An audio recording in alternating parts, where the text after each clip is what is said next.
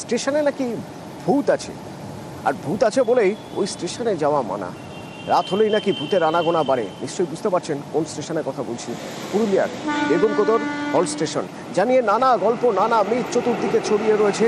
এমনকি ইন্টারনেটে সার্চ করলেও পশ্চিমবঙ্গের ভুতুরে স্টেশন বললে প্রথমেই নাম চলে আসবে বেগুনকোদরের। তো সেই বেগুনকোদর স্টেশন নিয়ে ভয় কি এবার কাটবে মানুষের? কাটবে, তার কারণ স্টেশন সংস্কার শুরু হচ্ছে। তো এলাকার মানুষ কি বলছেন একবার শোনা যায়।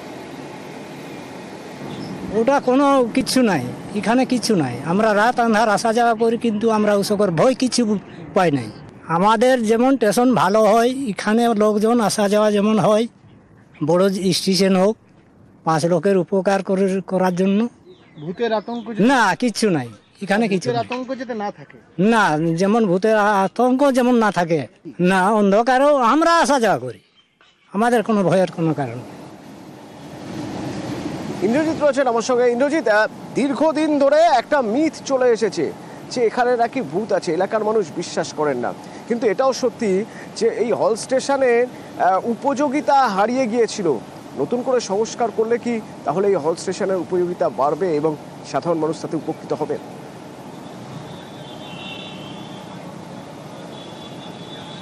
দেখো, তুমি যদি বলতে হয় একটা সময় যে আতঙ্কের পরিবেশ ছিল এই স্টেশন জুড়ে, একেবারে সেই আতঙ্ক আর নেই।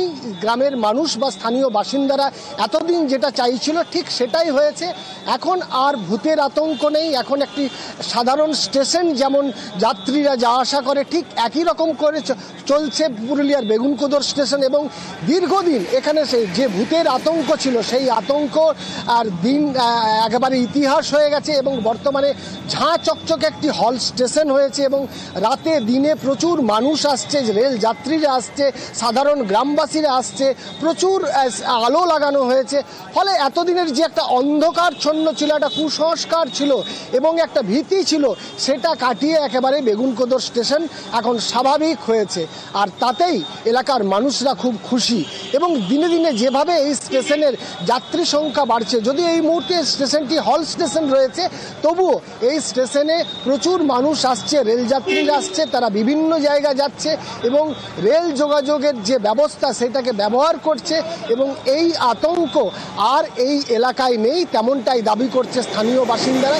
এবং যারা পর্যটক আসছে আতঙ্কের কথা শুনে, তারাও এসে অন্য ছবি দেখছে যে এই হল স্টেশন বেগুনকোদর স্টেশন, সেই স্টেশন কিন্তু এখন অনেকটাই বদলে গেছে।